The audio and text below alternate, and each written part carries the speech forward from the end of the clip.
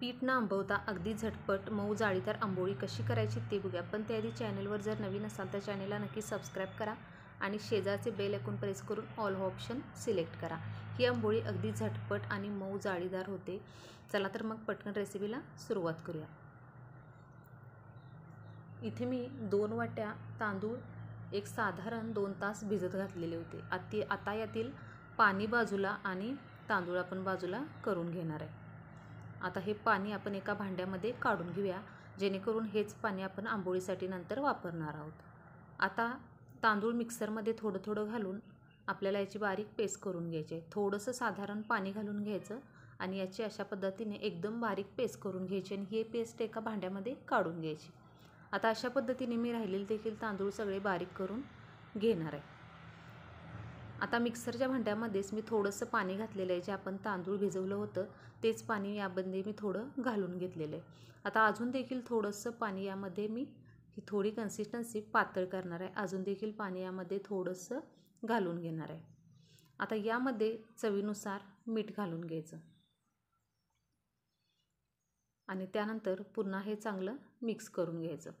याची अशा पद्धतीने कन्सिस्टन्सी ठेवायची, जास्त पातळ पण करायचं नाही आणि एकदम घट देखील हे पीठ करायचं नाही। आणि आपल्याला हे भिजत वगैरे काही आंबवट ठेवायचं नाही, पटकन याच्या आंबोळ्या करून घ्यायच्या। आता गॅसवर मी तवा गरम करायला ठेवलेला होता। थोडंसं तेल मी टाकून घेतलं होतं। त्याच्यानंतर याच्यावर पाणी शिंपडून घ्यायचं। त्यानंतर रुमालाने हे पूर्ण तवा कोरडा करून घ्यायचा आणि आंबोळी अशा पद्धतीने सोडून घ्यायची। सुरुवातीला साईडला सोडून घ्यायची, त्यानंतर मधोमध सोडून घ्यायची अशा पद्धतीने। आता गॅस फुल्ल करायचा आणि फुल्ल गॅसवर एक 2 ते 3 मिनिट चांगली भाजून घ्यायची। साईडला थोडंसं तेल सोडून घ्यायचं, जेणेकरून कडा याच्या मोकळ्या होतील आणि मधोमध देखील चमचाभर तेल सोडून घ्यायचं। एक 2 ते 3 मिनिट झाली, गॅस फुल्ल करायचा। 2 ते 3 मिनिट झाली की याच्या कडा आपोआप सुटायला लागतील।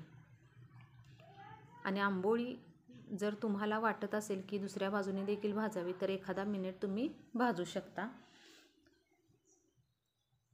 आणि त्यानंतर पुन्हा पलटी करून दुसऱ्या बाजूने देखील ही चांगली भाजून घ्यायची।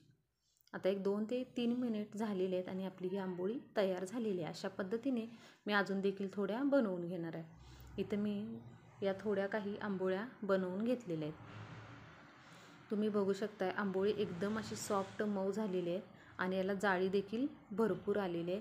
आपण हे पीठ आंबवलेलं अजिबात नाही, फक्त 2 तास तांदूळ भिजत घातलेले आहेत आणि याची झटपट आंबोळी बनवलेली आहे। तर तुम्हाला हा व्हिडिओ कसा वाटला हे कमेंट करून सांगा आणि व्हिडिओ आवडला तर चॅनलला नक्की लाईक, शेअर आणि सबस्क्राईब नक्की करा।